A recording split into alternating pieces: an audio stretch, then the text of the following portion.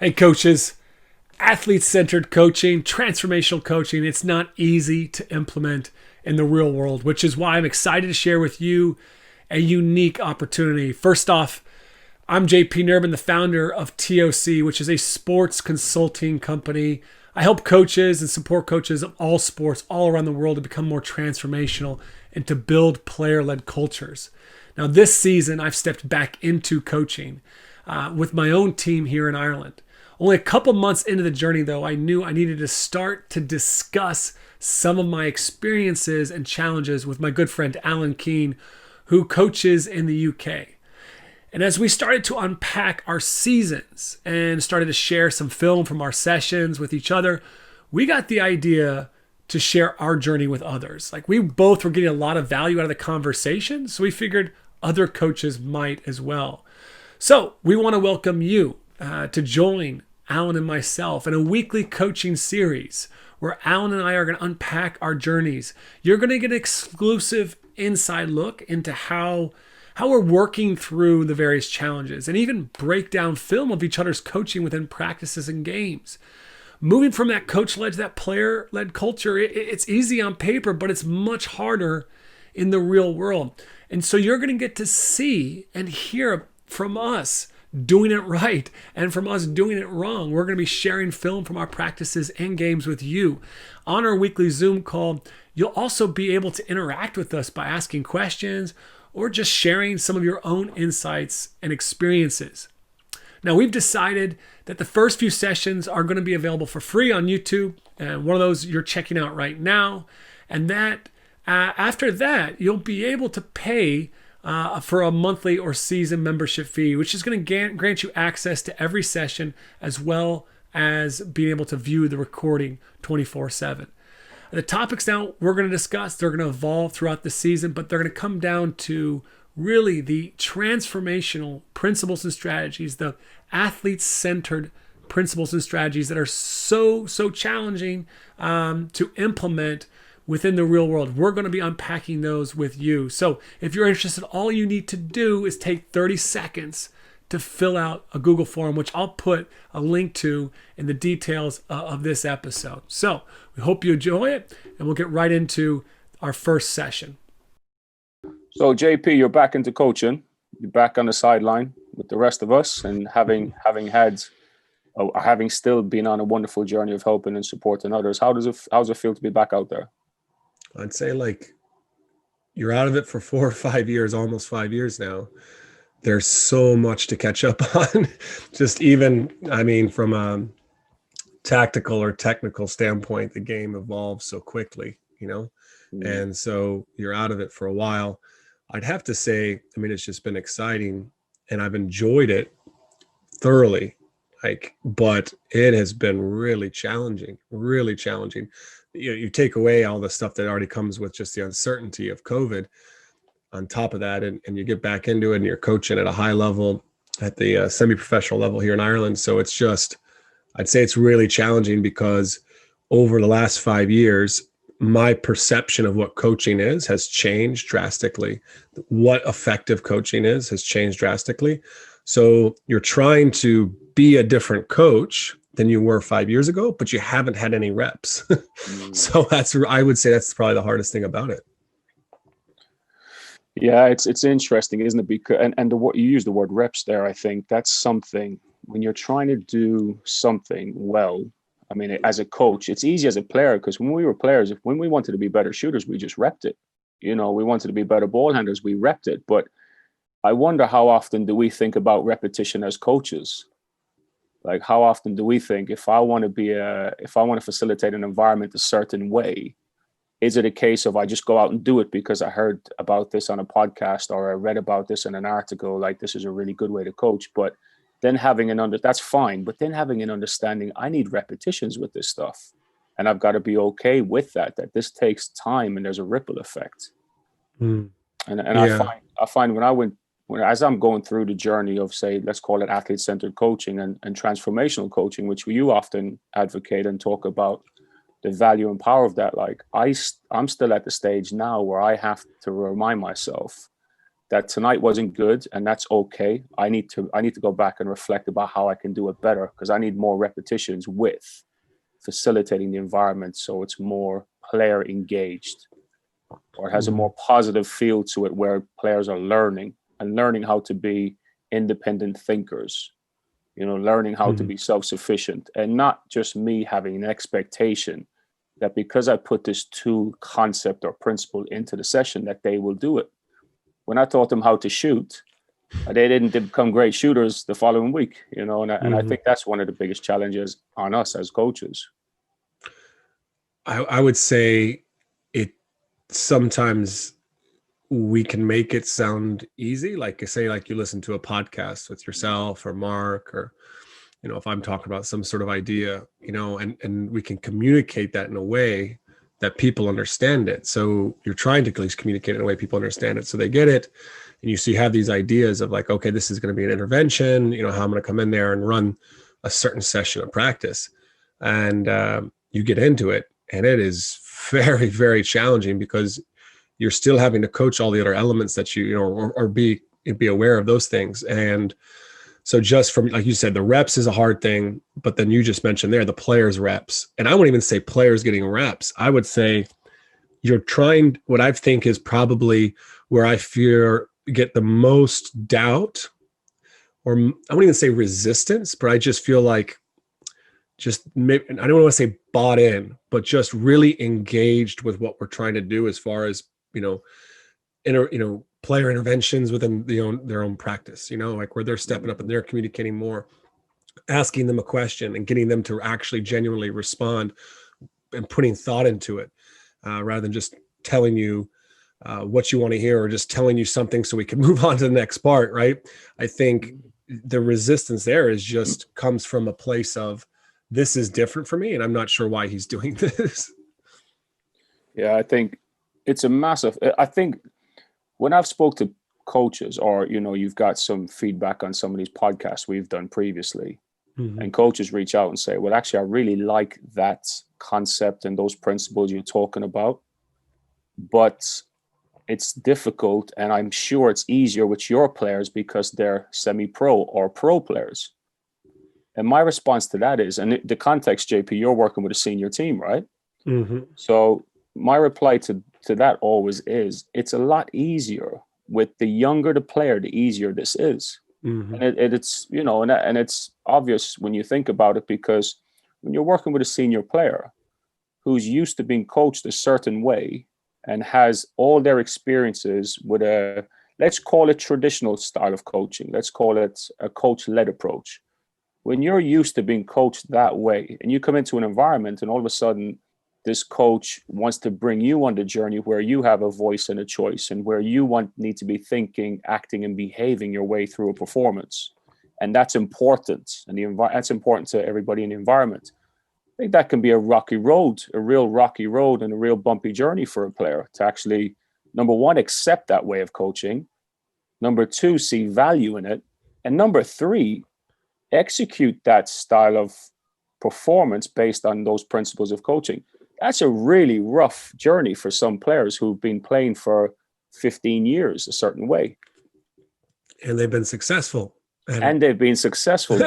Great if point. You've won a cup, you won a championship, you won a league. I mean, the club I'm here has had some success. They were a little down last year, but they didn't even get to finish because of COVID. So they've won before. So you've won doing it a certain way. I mean, this doesn't imply to just, trying to take that player-led transformational approach. I mean, it's the offense you run, the defense you run, anything you try to change from what led to previous success, is people are going to go, why? There's a lot of open minds here, and there isn't a lot of real resistance, but you just know people are, we haven't really got into games yet, if you lose your first 4 games, they're probably going to start to really question why you're doing this approach. But I mean, we've seen buy-in to it, but I think the other thing too is it's I have great players. They're really, you do any coach-led intervention and they will raise their level right away. Like you get on them the slightest, they will respond eagerly.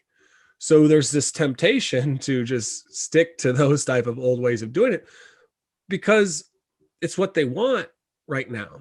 They've said, we want you to get on us. We want you to get on us. We want you to get on us. Like, and so you're trying to balance as a coach who you want to be, where you want in the type of program and club and team that you want to develop, but also having to meet your players where they're currently at. Like you can't just come in and change everything.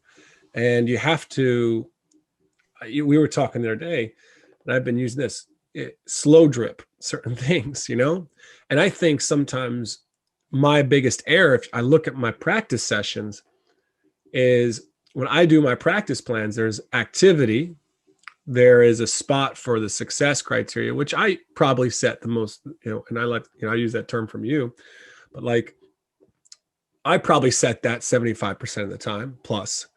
But then there's intervention, and I'm always trying to go to get an intervention that's going to really encourage player, it's going to be a question, or it's going to be some sort of reset, or, and that's probably my biggest mistake early on is I've been trying to go player-centered coaching, led players leading those interventions all the time when I probably need to have done a better job of slow dripping some of that stuff, It's definitely, I personally think from my experience with it, and when I'm talking about experience, JP, I'm talking about experience of getting it wrong as well as getting it right.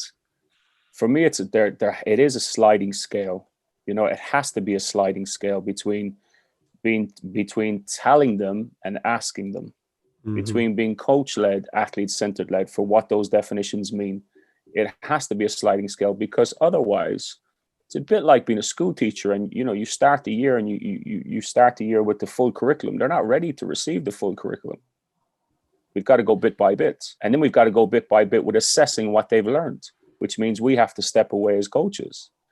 And now we're starting to build the environment we want to build. But before we get into what that looks like, because I think this could go in a great direction in so many different ways, let's discuss, or let me ask you, why are you approaching coaching this way? And you made a really interesting statement a moment ago, sometimes they just want you to tell them, they just want you to give them the answers.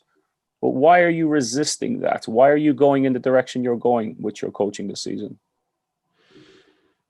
I would say two big drivers.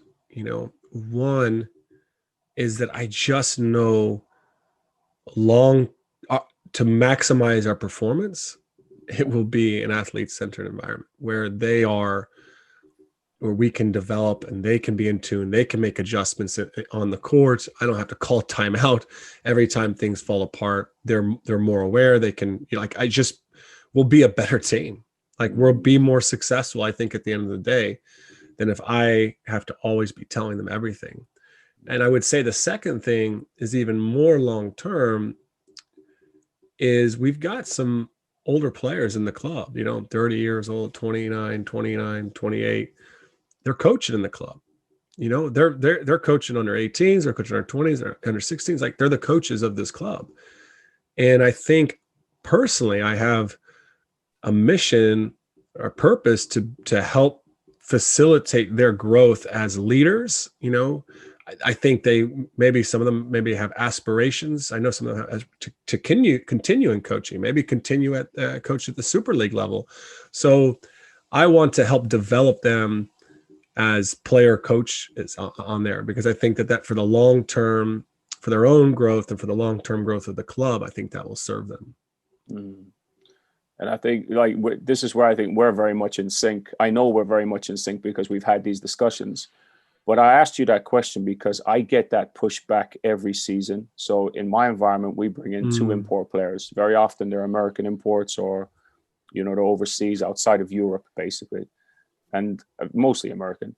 And I get a lot of pushback from those guys early on with this way of coaching, because for most of them, they're not used to it. And I find, on one hand, I'm looking at myself going, it was unfair of me to coach that player this way without informing that player the way I'm going to coach you, and why I'm going to coach you this way. Because why am I saying I feel it's unfair? I feel it's unfair now as I look back on it, because I think I'm setting them up for a fail if they're not used to being coached in a way where I want them to be self-sufficient, self-managing, self-regulate. All that stuff that sounds great, but it's really difficult and takes time for somebody to actually, number one, understand it, let alone being able to behave your way through it. It's very difficult to do. So, and my way to, again, I'm looking for a different word with this, JP, but I'll say it anyway. The way I sell the value to these guys is this.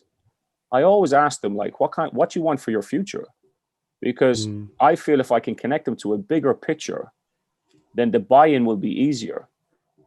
Whereas if I connect them to something that's very soon, the here and now, they won't see the results because it takes time to evolve. It takes time to embed. It takes time to get used to, and then to execute the type of coaching or the type of play, the type of performance that we're trying to get them to do. So I asked them, like, what do you at your best look like in the future? You know, we get past all the physical, the technical, tactical, and we get very much onto the cognitive side of the game, decision making. And we say, well, what separates two players of the same skill set, of the same physical ability at a high level? What separates those two guys? The player will very often come back and tell you decision making. That guy is a better decision maker. Okay, well, if a decision making element is part of a high performance, then how can I coach you in a way that's going to help you be a better decision maker? It'll ultimately lead them to say, well, you've got to allow me to make decisions and learn from my mistakes, and then support me and help me with a better decision. Perfect. So that's the way I always angle it with the guys, because I want them to find, it's not always easy because people are tricky at times, but I want them to find the value in this more than me say, well, here's the value, X, Y, and Z. I want it to be a discussion where they actually, you almost have them, like Stephen Roenick terms, change talk. You can almost facilitate that conversation where the change in route in that conversation comes from their voice and their thoughts, not from me saying it and them being compliant, because that's a cosmetic level anyway. That's a surface level of a conversation if somebody's just compliant for the sake of it. So that's one way I really advocate going with the player, to get them to understand the value, helping them to be a better decision maker on the court. But let me jump in real quick there. Have you had those conversations already this season with your American imports? I'm curious, you know, is that something that you're continuously having? I mean, what type of conversation you're talking about there is, once again, it's an athlete-led kind of conversation, right? You're not coming in and telling them why you do it. You're trying to have a conversation about the value. So have you had those conversations yet? It's interesting, isn't it? Because you're covertly having an athlete-centered approach to getting them to see the value in an athlete-centered approach. You're absolutely right. Like, the conversation's an athlete-centered kind of direction anyway. We have, and we haven't had just one, JP. Like, let me give you some context. On my team this year, I have 7 senior players, and the other 5 are the top end academy guys. So these guys are trying to get into college in the States next year, or, you know, get into university here in the UK. So they're 18 years old. But the 7, and those guys are easy. They're an easy win for me because they're in the academy for the past 2 years. I have them every day. So getting them to buy and see value and stuff, I can see the ripple effect with them because they're with me long enough over a 2-year period. To see the ripple effect with a senior player isn't always as fruitful, because they might just start becoming good at this stuff when it's time to leave you, you know, like really good. And some of the American players have shared that in the past, where they felt like it takes time to really bring this to life when you're under pressure. I'm talking about in performance, not necessarily in practice. You can see quick wins in practice pretty soon, but actually when pressure hits and it's the performance, and the results matter, and their statistics matter, and the wins and losses matter for their next contract, they can very much regress to the mean and go back to what they're used to, which is like, tell me what the solution is. But yes, to answer your question, we've had these conversations a few times. We actually had one on Tuesday night where we had to sit in a circle as a group, and we had to have a discussion about what is performance, what is an effective performance, what is an effective player look like, and thirdly, what does an effective coach look like? And we unpicked it again, and some of the guys are further along the line than others. So for some, they were able to rattle it off. They get it. They know the theory, let's say. They know the theory. They could describe to you what it should look like in a practice session, what it should look like in a game. Whereas others are like, whoa, this is all new to me. I just came to this club a month ago. I've never heard of a voice and a choice being required from a player. I've never heard of this thing you call the rule of three. I've never heard of, you're asking me to think, act, and behave my way through a performance. Like that's an incredible one. You're asking me to think, act, and behave my way through a performance, because we use that sentence a lot, because that, I feel that quite summarizes the journey. We want you to think, we want you to act on your thoughts, commit to them first, and then act on them. And then we want you to have a behavior way through your performance on the court. So for some guys, this was fine. Other guys, it's hit and miss. It's not landing. It is landing. It doesn't stick. You have to revisit it again. So was that the whole team when you sat down? The whole team. So last Tuesday was the whole team. Yeah. But what up to that point, it would have been whole team, individuals. We're back to whole team last Tuesday. Tomorrow in practice, it might be 5 minutes before practice.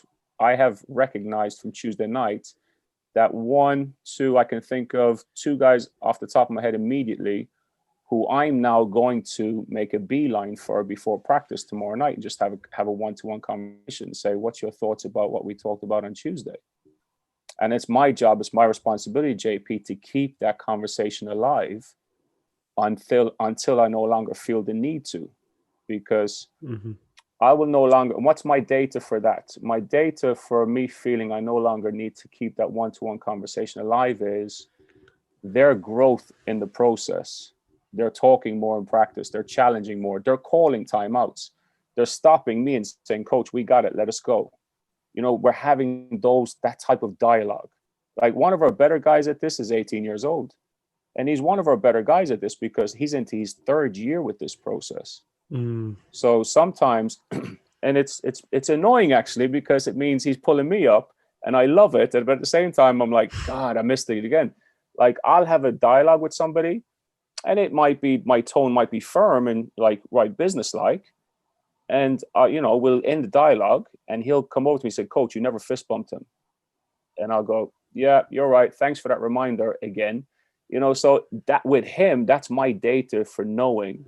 That's some data for knowing that he gets it. He truly gets it, because he's pulling me up on some of the stuff I asked him to do with each other, which is great evidence for where he's at in the journey. Yeah.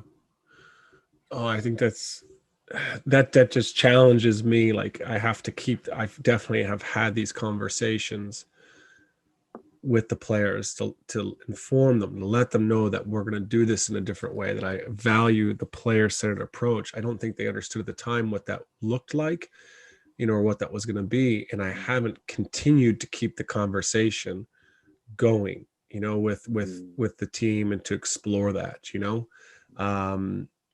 and I think that as we're taking a 6-week break here because of COVID, but like, that has got to be like something that I'm making time for, which I don't have a problem making, like you said, 5, 10, 15 minutes to have these type of conversations, so that you can continue to explore that with them. I think that is something that I really want to step up and start doing for sure.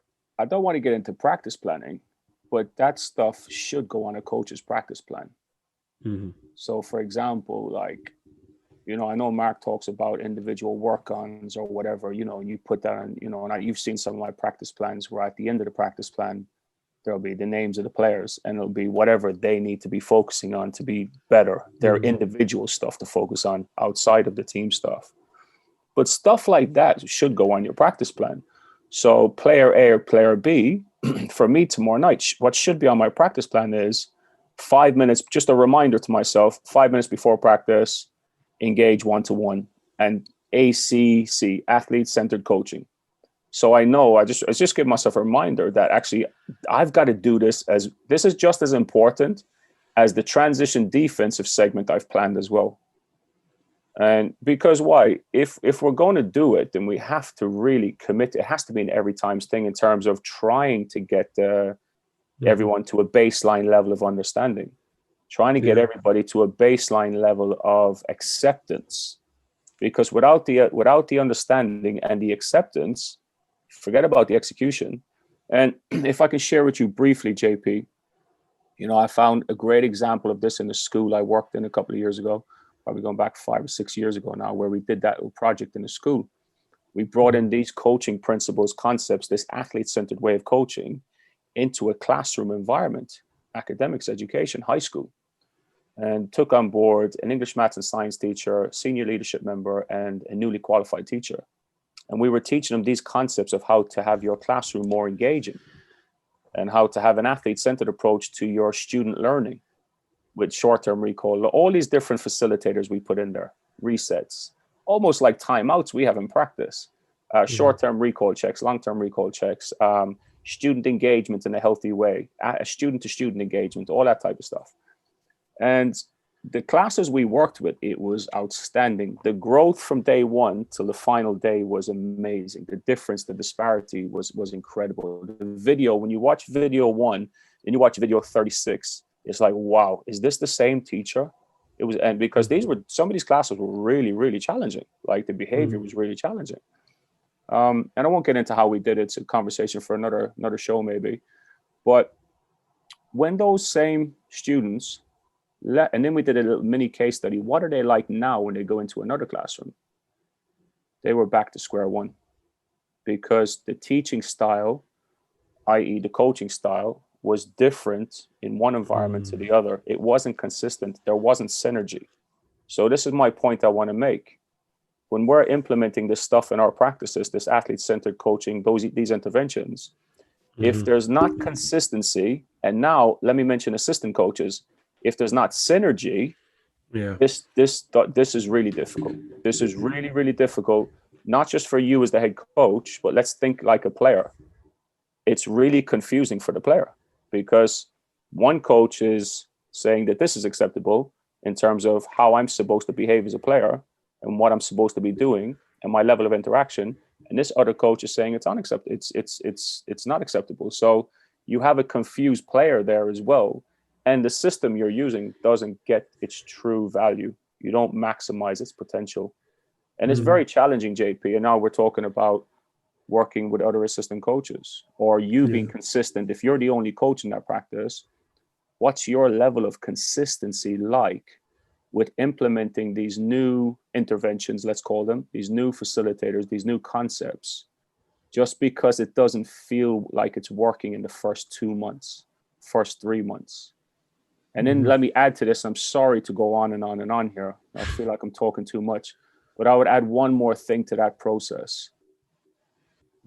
How are we baselining ourselves as coaches with implementing anything?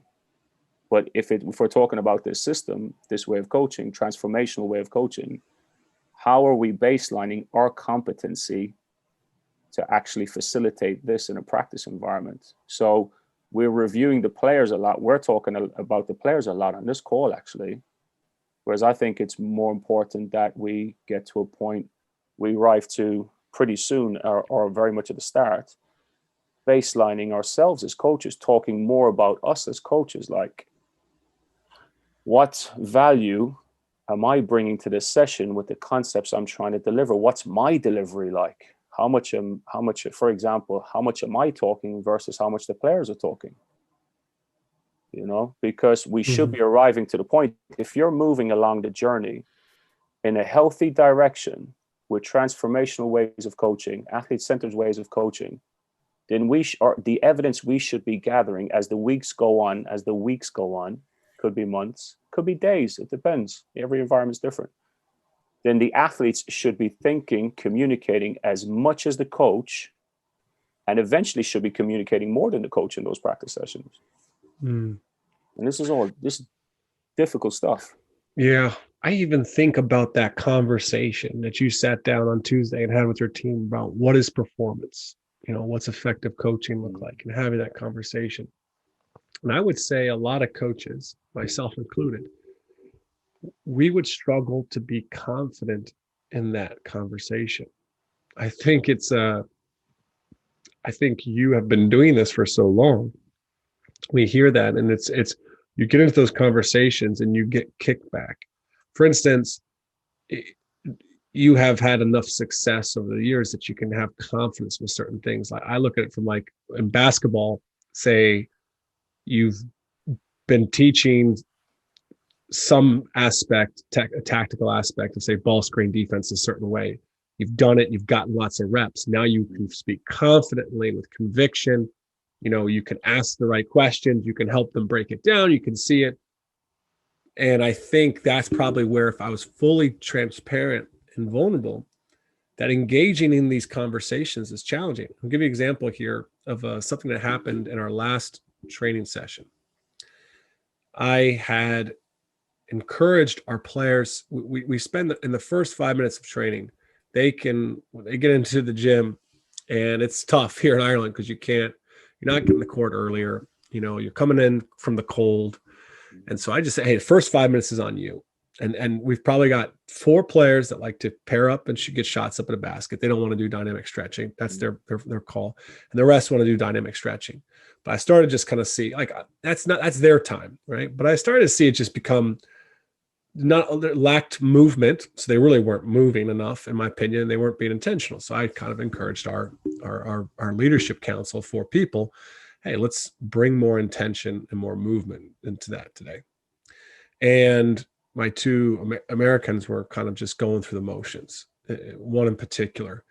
And, you know, I went up to have a conversation about, hey, you know, I just asked the simple question of like, how's this warm up going? You know, do you feel like this has been an effective, you know, last 4 minutes here?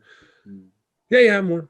You know, but I didn't feel like it was a good, you know, 4 minutes or 5 minutes that she had spent there warming up. And so I kind of pushed back a little bit. I was like, really?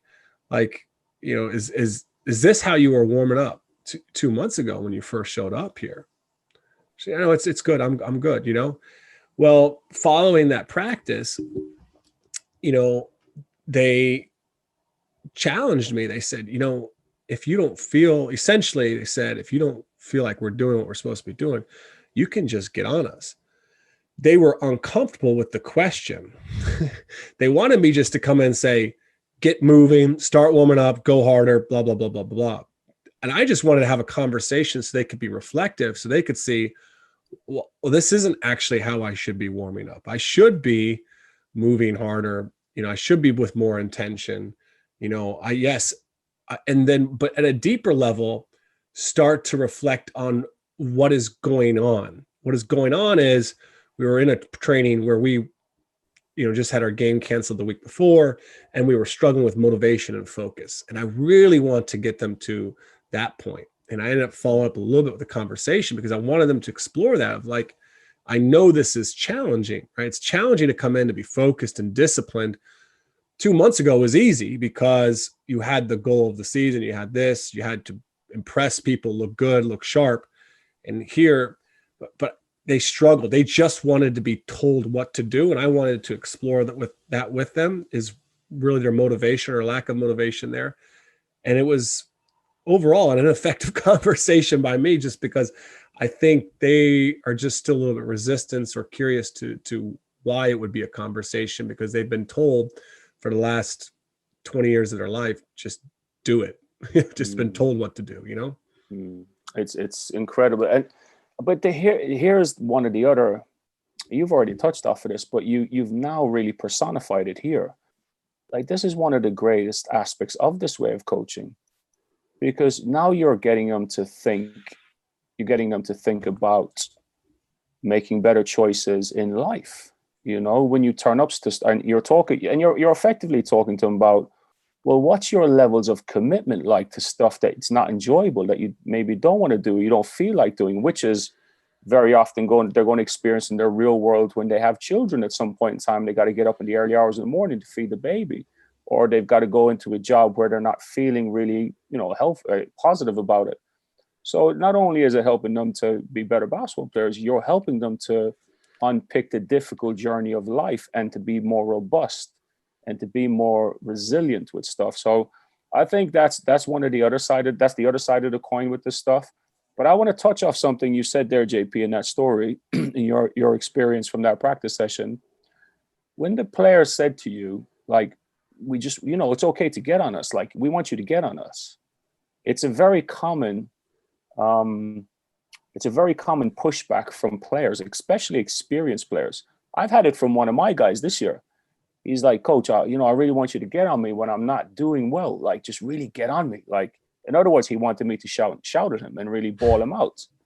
And I'm like, okay, I can go in that direction, but I won't go in that direction, and respectfully. And let me explain to you why. And my response to him was this, like it is to all the other players I have this with. I said, if I have to get on you about something that you should do, but you're not doing. So transition defense, you should sprint back. You never need me to tell you that you should sprint back. Would you agree with that? Yes, coach, of course. Because they know the answers to these simple questions.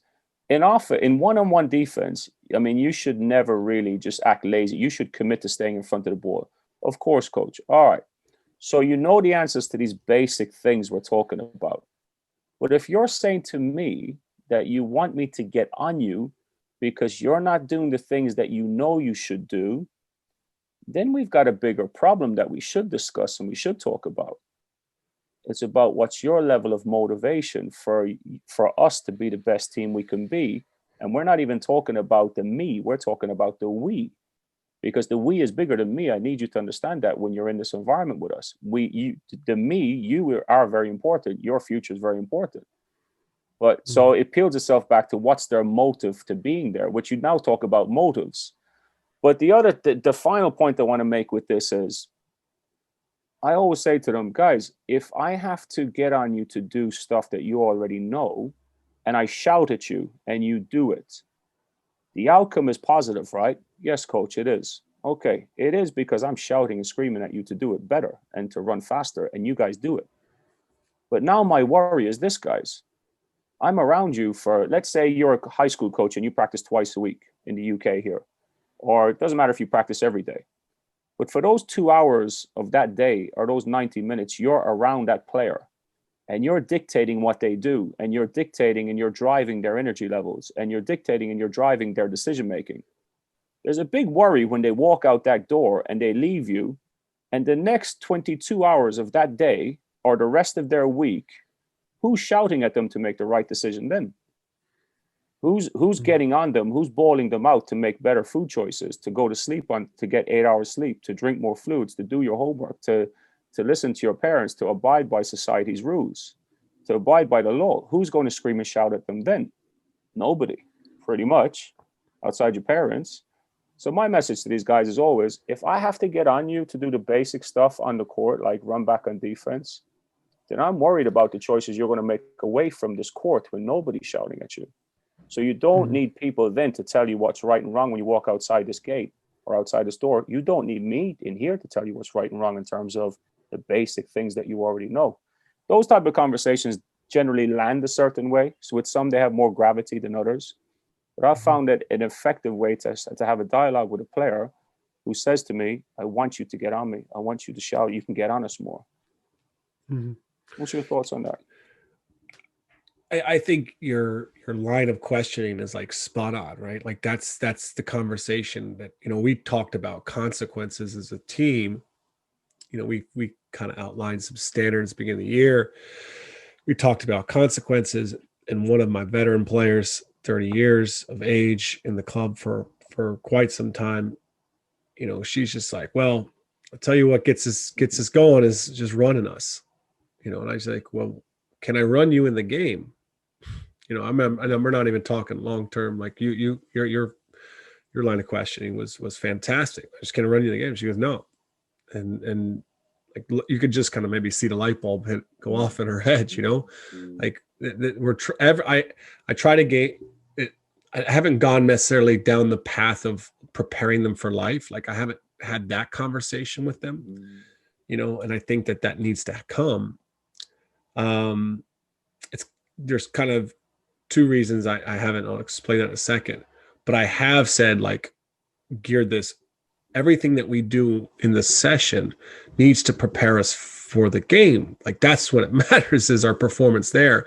And if I'm having to constantly step and intervene and stop and start and make adjustments, like, you know, we're losing some of that, you know, it's not going to always lead to a better performance come on the weekends, you know? So I tried to tie it in with that, but I like your line of questioning, but I want to ask you this, because I have probably, there's two reasons I don't feel always comfortable with those questions. And one is these questions that have simple answers, right? Like, you know, you had some I sometimes I feel, and I know other coaches experience this as well, that the players they just, you don't necessarily get an eye roll, but you can almost feel the eye roll, you know, like, you know, it's just like, come on, let's, you know, this is this really simple question, and just, it kind of can come across, I think, with certain players as condescending a little bit. Have you ever experienced that, where you just feel like they feel that you're being condescending to them when you use this type of line of questioning?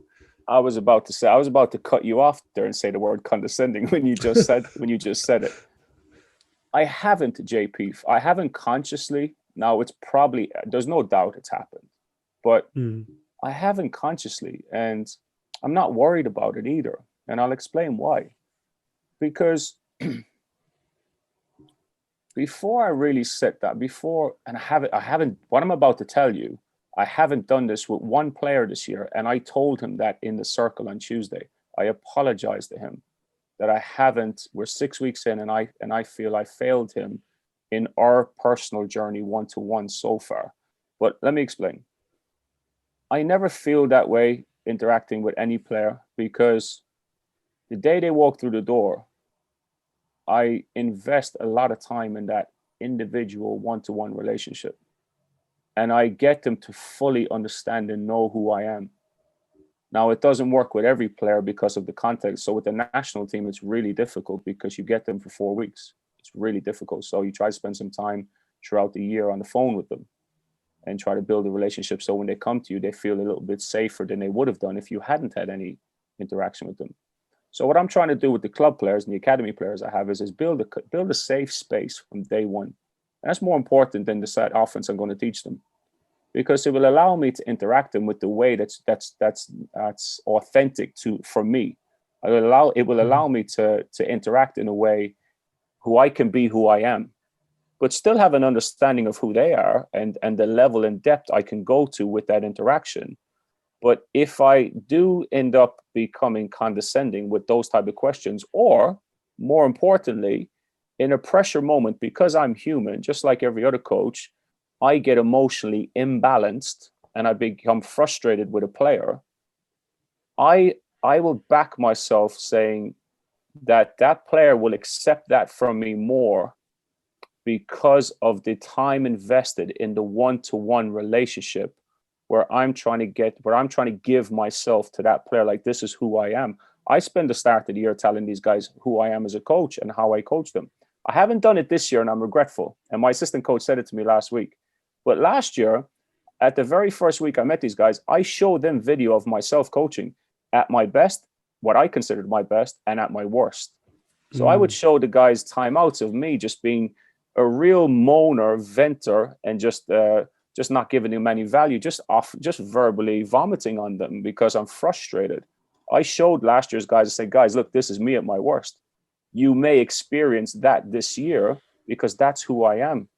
And I do have an emotional imbalance at times because the scoreboard affects me, because the game, I get very invested. I'm very passionate. And I might throw a joke in there and say, like you called me one time, I'm a fiery Irishman with green blood running through my veins coaching in England. You know, I might throw a joke in there or whatever, but just to connect a bit more. But I never feel uncomfortable talking with the players about anything, because I invest time in them understanding who I am as a person and how I communicate and how I operate and my strengths and my weaknesses. I've gone through a couple of these. There's loads of these tools out there, these behavioral tools, but there's one or two particular ones I've done that are really good, I think, JP. And I've shared the results of those with my guys. Like, guys, I did this test, this assessment, this behavioral assessment thing last week or past couple of weeks. This was my top 5 strengths. They said, these are my top 5 weaknesses. This is what I'm like when I'm at my best. This is what I'm like when I'm at my worst. This is what I'm like in this context. This is what I'm like in that context. I've shared that stuff with our guys. So now when it does become confrontational, I'm comfortable with it. I feel they're comfortable with it for the most part, not all, because they're all very different. But we build a relationship so strong that it stands the test of truth. I can get on the guys and they understand my motive because they know how I'm wired. So no doubt players have felt condescending. That it is condescending. No doubt players have felt frustrated. No doubt we've had difficult conversations, but it's never been shied away from because of a deeper level of understanding. And that gets more pure as the season goes on. You know, you don't start the season with that. You can't start the season with that because you just met these people. You just met these guys. They just met you. But I think it's very important that we baseline who we are at the start. We baseline who we are and tell them who we are and share who we are. Those circle time moments carry more value than a new offense you want to put in, because the game is going to bring out the best of you and the worst of you, because that's the beauty of the game, isn't it? It challenges and it spikes all our emotions, and all our emotions are on display around those 12 players, you know, in a practice session in the game. And I think, you know, the journey becomes more authentic, more pure, more enjoyable when you have an understanding of each and every member in that group. And then it's down to your back to emotional intelligence, which you talk about a lot, JP. You got to meet them where they're at sometimes, which means you have to be better with your emotions, because I know that person and that player is a bit more sensitive to that type of questioning. I got to meet them where I'm at. And that's your master coach who's able to control that, from my opinion. Yeah. No, I think that's absolutely fascinating, being able to show them film of you at your best and you at your worst. Like, I think that's probably really, really powerful, because you're trying to, in many ways, educate them on what you believe effective coaching is, you know, where you try to go and where you try to, what you try to avoid. I'd love to see, you know, as we kind of just unpack these things in these sessions, just to see some of your team in action. I know you put together a few clips and stuff, because I'd love to see and unpack how your team is progressing there. Because I think it's very hard for me right now to really, you talked about baseline. Am I improving? Am I growing as coach? And are my players improving? And I think that's probably where I have a hard time, you know, noticing growth at this stage. You know, it's been 2 months into it, 25 practices in, and that's probably what keeps me up at night. It's not our lack of buy into the offense. They've just really adapted well to that. Defensively, we've got some things to cover, but when it comes to this player-centered approach, I don't know if we're necessarily on target as far as where I had hoped us to be, you know. Well, if there's any comfort, if I can give you any comfort, I'm doing this for 10 years and I'm still not, not that I'm not sure, I'm still not happy. I'm still searching. There's a better way to do this, and I can be better with this. And honestly, JP, like, I drive home from practices, and sometimes I don't do it all the time. Like, we record all the sessions, but I sometimes will put a microphone on my phone and just mic myself up, because I have an hour's drive ahead of me to get home at 9:00 at night. And I listen to myself driving home. Sounds egotistical, but I'm doing it because I'm curious. How did I land? If I just don't see the video, what do I sound like? Sometimes it's hard to listen to, like, you know, so I'm still trying to find ways to do this better. I'm still trying to find ways to be more consistent. And I need support around me. Like, I'm doing this for 10 years, buddy, and I still need support. Like, you know, I had a lot of support from Mark Bennett, which you're aware of, but actually, I can tell you now, when he's there, I coach better, because I know he's got a critical eye with this stuff better than my assistant coaches. So he'll pull me up or challenge me with great questions and about, well, talk me through what you've just done there in that last phase of play with those guys. What value did you get out of it? What value did they get out of it? Like, what was your communication like? What are you going to be scanning for now after that interaction, that dialogue? Are you letting them off the hook too much here? Like, you know, are they keeping the non-negotiables alive? Like loads of boom, boom, boom, boom. And I'm kind of going, God, I should be able to juggle all this. And at times I feel like, oh, I've dropped the ball here, I've dropped the ball there. Now I'm not juggling 5 balls, I'm juggling 2. And okay, that's enough. Maybe I can pick up a third one. So, hey, I'm still on this journey after every practice. I still think about my coaching after every session. And there's very often some things I wish I did better, you know. But if you want, I can share a video. I could share a video of, like, I could bring a video up here that shows one of our players calling a timeout. And I can what I'll do after we show the video, I'll just identify what my role was in this player timeout and why we call the player timeout. Should we go in that direction, JP? Yeah, because we had a player call timeout last Tuesday in our session, and I thought that was a huge win to get there. I mean, 24 practices in, we finally get it, but we got it, you know. And I was about to step in, so I'm curious what that looks like and how I can better facilitate that. And I think that you showing some film would definitely help. So super. Let me just bring it up here, and just give me a thumbs up if you can hear the sound, which you should be able to.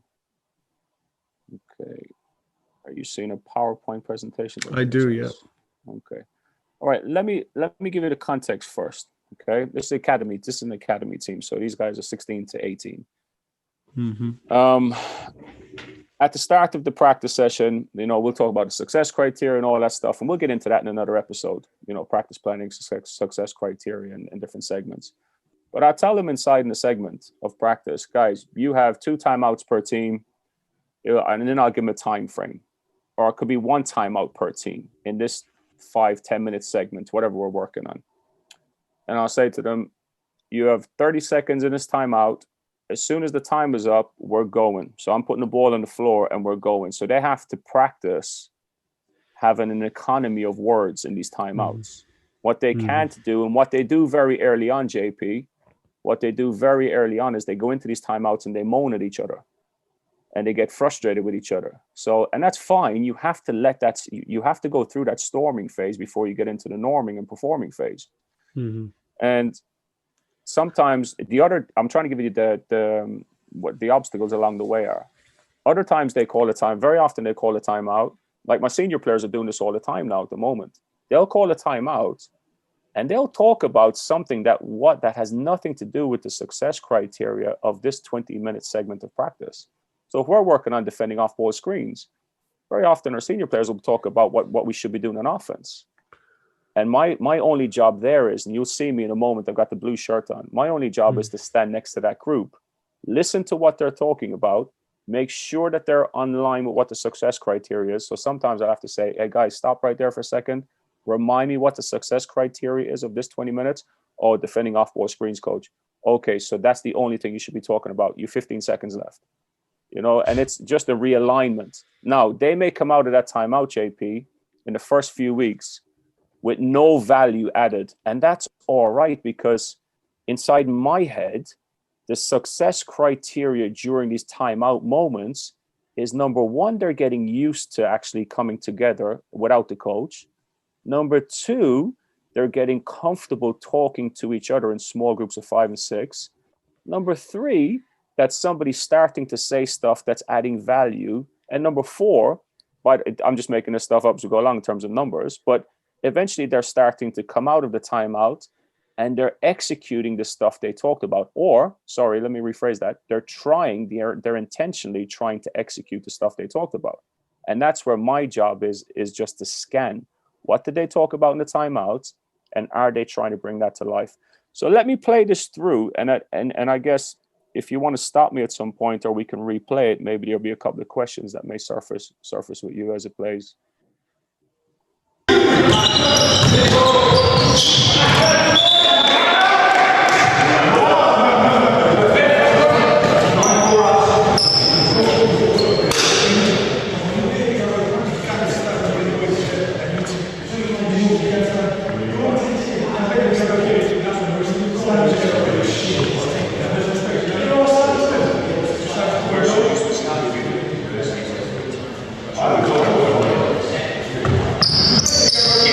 You should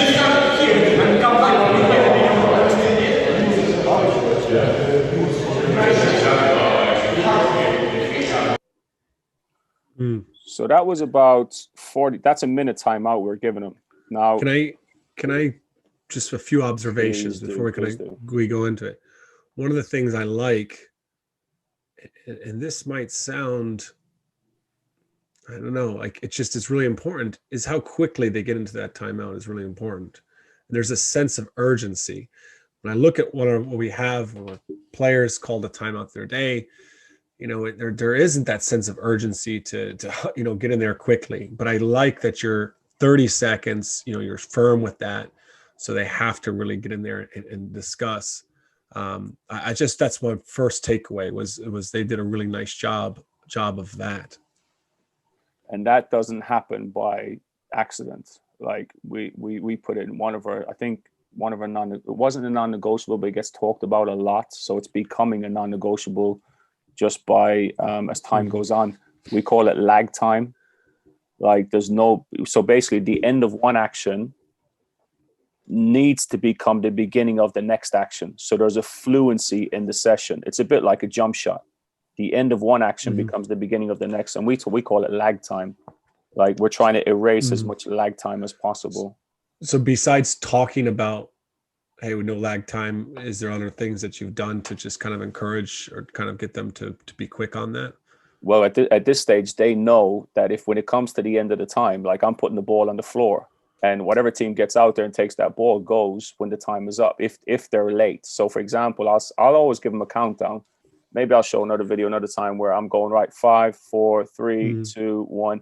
Whoever's ball it's supposed to be, if they're not there by the time I get to 1, the other team can come and take it. So they can lose a possession. So you give them that sense of urgency because of a constraint in there or some sort of rule or whatever. But the other reason these guys run in is they're eager to talk. Like people like to talk. And when you give them the freedom to talk in the practice, to be a leader, some guys really, and this can become a bit detrimental to others. Some guys love these moments because they want to talk, they overpower it. And that's another topic. I don't know if it's a topic for now, but that's a whole other topic. Yeah, absolutely. Because I've got that as well. Just the older players, or there's just the stronger. And honestly, it's not always the players that are talking that need to be talking. There's other players that are more quiet. They see things better, And if we get into that another time, like you as a coach have a significant role to play in that, and there is strategies to put in place. Anything else from the timeout that jumped out to you, JP? There's a couple of things I can talk on, but I'll put it your way, please. I've always been a little uncomfortable when they're having their timeouts. Like you do I notice you kind of come over and you're listening in, and I'm listening in, but I'm trying to be just the fly on the wall. I'm not really interjecting. And then I'm just coming in and saying, hey, what did you guys come up with? Like you need to focus on, like, so I might ask them to recap and communicate that to me. And that usually is a pretty good indicator for me, did they have an effective timeout, in that 1 minute. Usually I give them a minute, because if they're able to clearly communicate, oh, we're going to work on this, or we need to do this better, then I'm like, all right, they got to something, like that they have to correct. Sometimes they'll be like, well, humming and hawing, and they'll give you like 3 or 4 things. You go, well, that didn't get anything out of that, right? That was complete waste. But what you're doing there is, you even said before, if they're off point, they're not talking about the success criteria, you bring them back to that. And I think that just watching that, I'm like, I need to do a much better job of being right there with them, and then interjecting when they're struggling, right? When they're struggling in those moments. What I would say in these moments here, what I would say to them, I think I was around here somewhere behind this kind of black shirt. Yeah. I'll just listen. And I've only got 2 jobs here. Number 1, you've talked about it. Realign them to the success criteria if they need it.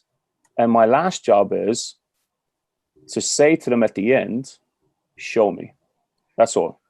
So now their expectation, they know now, all right, coach is going to go on the sideline, baseline, wherever, and he's scanning for us, bringing to life what we discussed in this timeout. Very much like we do in a game. We give them stuff in a timeout and then expect them to bring it to life. So I always finish their timeout with, okay, good job, guys. Now show me. And I want them to feel responsibility to actually try to have intention to execute what they spoke about. They don't have to get it right. They just have to. Success is you show me that you're trying to deliver what you talked and planned for. They don't have to be able to execute it with a made basket or a successful defensive play. They just have to show intent. That's success. And then I'll give them a thumbs up and say, great job, guys. Great job trying to execute what you did. What wonderful. And now we're celebrating the stuff that we want them to embrace, which is their voice, their plan, their thinking. Because remember, we're doing this to enhance decision making. We're doing this to enhance their critical eye. We're doing this to enhance collaborative approach to a session where they're working and thinking and acting their way collectively through a performance. No, that's great. Yeah. What else did you take away from that you kind of wanted to share? Again, I guess it's geared more towards assistant coaches, for us lucky enough to have an assistant. And if my assistant here, who's brilliant with this stuff, you should see this guy with the under 10s and 12s with this athlete-centered coaching principles, concepts. I love watching those under 10s and 12 sessions because they're right before our men's practices. And to be honest with you, I'm in those 10s and 12 sessions going, God, I just want to watch 2 more hours of this instead of doing our practice. It's fun because it's pure. It's really pure, JP. It's very authentic because the under 10s and 12s don't know any different. It's such a clean canvas and they really embrace all these concepts and principles. But at this stage, he was pretty, at this stage here, working with the older players, I've communicated this to him. He was talking too much to them. Now, the only thing you should see the coach say in that moment is, remind me what the success criteria is, or you should see the coach say nothing. Whereas there was a dialogue going on here the whole time. The second thing I will add, and this recording, I should have clipped it longer, so apologies for that. If we are ever to do this again, show more videos of timeouts and stuff, I'll make sure I keep in the ending. It's very, very important that because this dialogue is healthy in terms of there's no conflict, there's no resistance to what this player talks to this player about a ball screen action, about spacing and where to go and where it starts, middle third ball screen. And he's very accepting of this player communicating to him. But sometimes you have players where it's not as easy, they're not as compliant, and they'll challenge each other. These are golden moments that we must embrace because now they're digging deep down into it. It's not just compliancy anymore for the sake of compliancy, which it can be sometimes with those dominant players. We'll get into another time, as we said. But what you should have seen at the end of this clip is all those guys hand touch.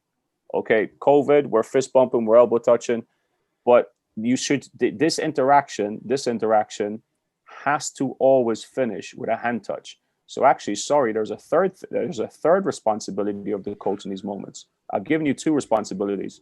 Realign them if necessary, show me at the end, but also remind them of a touch if they don't, because we want to finish all interactions, all communication, coach to player, player to coach, player to player, with a fist bump. We always want to finish it with a fist bump, with a touch, just to say, I accept what you've talked about.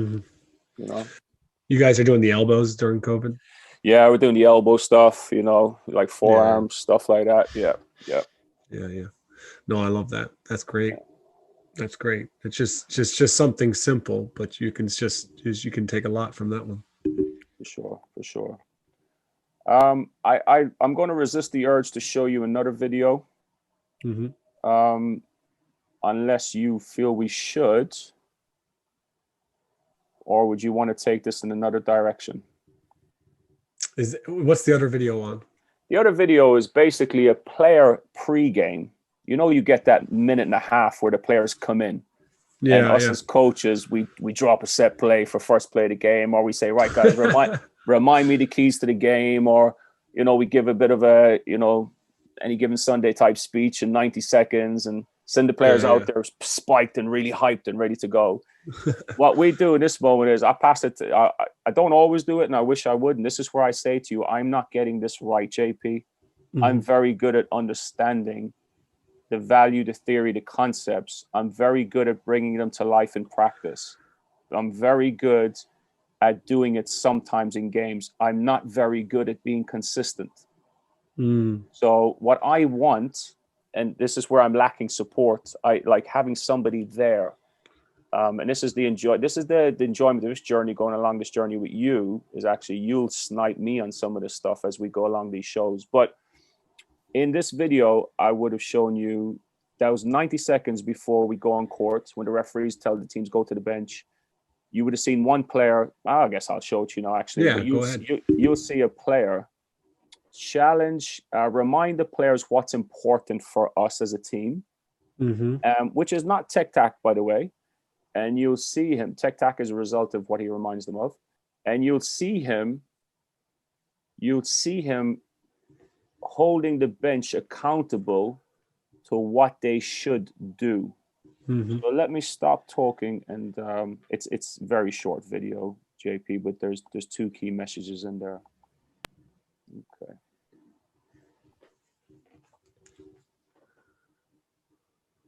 Let me share that again, JP, so I can make sure the sound is on. Sorry, buddy. Okay.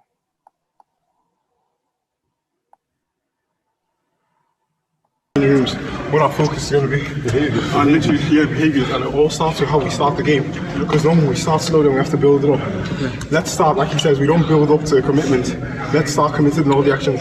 Focusing on keeping your guy in front of you, on ball pressure, and bench, or guys on the court. If you don't see us doing it, or you see us lapsing, if you see us lapsing, then say it straight away. Don't let it get to like midway through that we call a timeout and we talk about it. Let's literally go from the first possession. Let's try and get into them.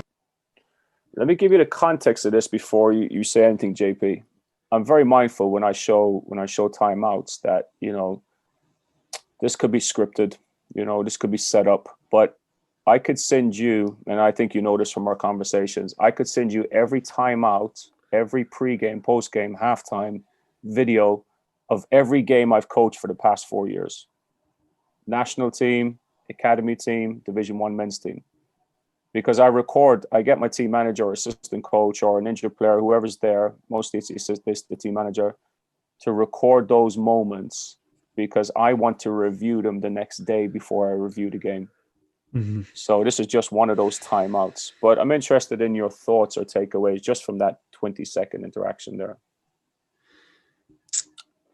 I find it interesting. It's not as clean in certain areas. I don't know if that's the right word, of like everyone's just kind of, people are getting ready, they're heading out there, so you wonder, are people really taking in what he's saying? But I think that would be one thing that would kind of jump out at me there. Yeah. But obviously the message that he's delivering, you really like, like it's really seems to be spot on as far as just getting guys to, hey, hold us accountable on that. Like if you don't see us committing right from the get-go, say something, do something. So you really like his message. Yeah, I guess those would be my two initial first takeaways. And perfect. Absolutely brilliant. You've nailed it as well, because first of all, his two takeaways are really important, and they're really important for the environment I'm trying to build. Number one, we don't warm up to commitment, he said. We start committed to the choices you make. So he's talking about a behavioral aspect. Like he's not talking about, hey, first offense, second offense, we're playing from inside, outside, back, inside. He's not talking about that. So he's fully bought in, and this guy is brilliant with this stuff. We're talking about behavior first, performance second is what he's saying. And he's talking about the bench being better with challenging the players on the court during moments they feel the guys on court are unacceptable. So those two messages are really good. What you've picked up on is brilliant. If you look at this player who's getting a lot better with this, at this moment in time, like he's unsure. He's not connected either, which doesn't mean that it's not going in. It doesn't mean it's not having an effect. But the data I'm gathering is the same as the data you're gathering. I wonder how invested other guys are in this moment. And is it having the impact and the effect that I would like to think it's having? So in these moments, like if I was a better coach, I've got to be asking, and this is why I record this stuff. I've got to be asking myself, what would I do differently the next time in this moment to get over the feeling I'm having and the worry I'm having of, is this impactful for everybody or just the person talking? Mm-hmm. What I would do differently is this. I would say to that player there, number 14, all right, buddy, in 5 seconds, can you just remind me what number 12 just said? Go. And I would be going like this with my hands. So now I'm putting him under pressure cognitively, but maybe it exposes him in front of everybody else, which is fine. Mm-hmm. It's reality. But the next time he'll probably pay attention more. Now, it's not about me cracking the whip. It's about me explaining to him one-to-one, if he wasn't listening, the importance of what it's about explaining to him what effective communication is. Again, that's another show. What's effective communication? What's the value of what this number 12 player is talking about? So for me in this moment in time, I should be sniping, not necessarily the talker, but the listeners. And are they engaged? Because very often players are looking down in this moment, fixing their shoes, fixing their clothing, whatever. And I've learned the hard way that they are listening, they are engaged. But I've made a judgment just because of their body language that they're disengaged. In previous, and I'll hold my hands up and show some vulnerability here, I've been awful, JP. I've had to pop at players, I've got on players, I've balled players out because they weren't looking at me when I was talking, or they weren't looking at the person who was talking. And because they looked disengaged, I've had to go with them. But actually, when I've asked them to share what they've heard or what that person just said, they give it back to me verbatim, word for word. They were completely engaged. So again, it's being mindful of, I guess, pre-game, guys are feeling a bit anxious maybe, where they're at this moment in time, you know? Yeah, that's something I definitely want to unpack with you is that last piece you just shared there too. I want to unpack that another day as well, which is the expectations around listening, right? Like when you're in those timeouts or in those huddles, right? Like you said, they could be listening, but should that be an expectation that they show us they're listening? You know, like I think that I have a hard time as a communicator and as a coach, if people are fidgeting and moving, I have a really hard time getting over that. They could be listening, but I don't feel like they're listening, and I can get hung up on that, and that can really deflate my confidence in what I'm saying. I think we got to unpack that at some stage too, man. Did you ever play for a coach that forced you to look at him when he was talking? Did you ever receive that type of communication? Yeah. Growing up, that was like huge, right? Yeah, and I did as well, and I started out coaching that way. And let me share some context. I coached at a school in West London. The cultural makeup is very, it's a high percentage of Asia and Far East Asian students in that school. And in a lot of their countries, it's actually respectful to look down. And I went in there as a basketball coach, and I'm coaching these kids for the first time, and I'm having a go at them for not making eye contact with me while I'm talking, and I'm doing it in a what could be perceived to that kid as very aggressive way and a very aggressive fashion. But in fact, what I was doing was actually the opposite of what they thought was respectful.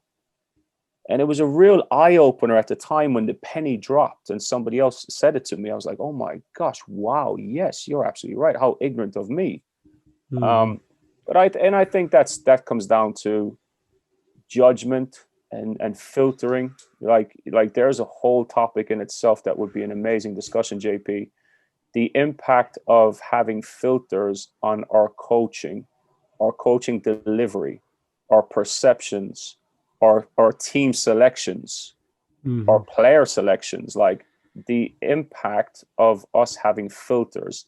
And actually, on the flip side, the impact of us not having filters. And I could share some stories where it's really helped me to not filter somebody based on somebody else's experience with that person.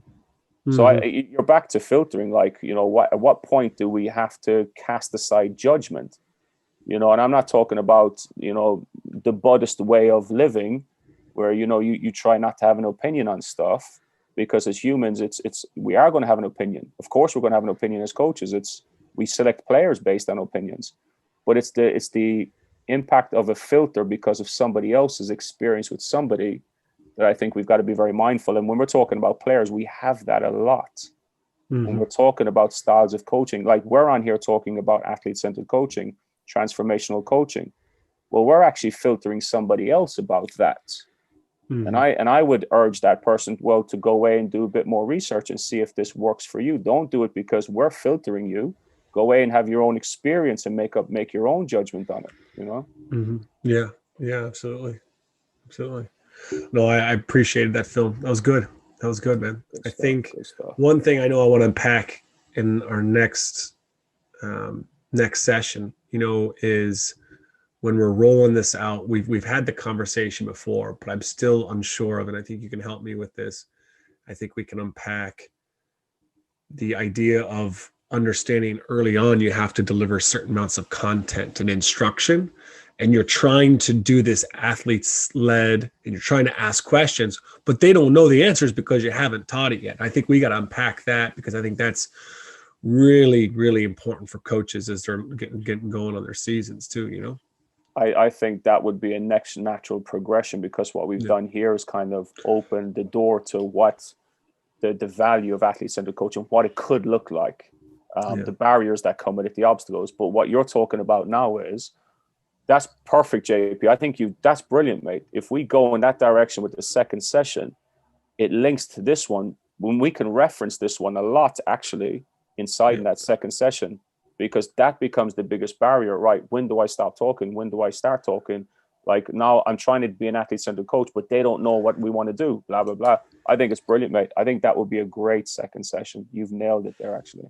Yeah. And I just kind of write my notes down here. You just did it, like you talked about. There's the coach led and there's that athlete led, and it's a progression, you know. And I think you actually have to start a little bit from the coach led, and we can jump into that for sure next session. So this has been great, bud. We definitely have to start with like telling before we get into discussion and asking. Like telling is like, there is a sliding scale and there is a spectrum we should move along and feel comfortable, but knowing what the path looks like. So start with the end. This is what I want it to look like. And if you peel it back, where do you actually start from? You start from telling, because you're telling them how to do stuff, and then you're building the journey along self-sufficiency, self-managing. Anyway, I'm just waffling on, but I think you've nailed it in terms of what the second session should be, bud. Coaches, thanks for checking out the first installment of the Sideline series with myself and Alan. Like we said, in our next episode, we're going to be diving into really the challenges that I face, and I know Alan is familiar with, when it comes to bringing in some of these player-led strategies, and how you have to start at the other end of the spectrum there with some of those older traditional coach-led type of interventions. So hope you'll check out our second installment of the Sideline series with Alan and J.P.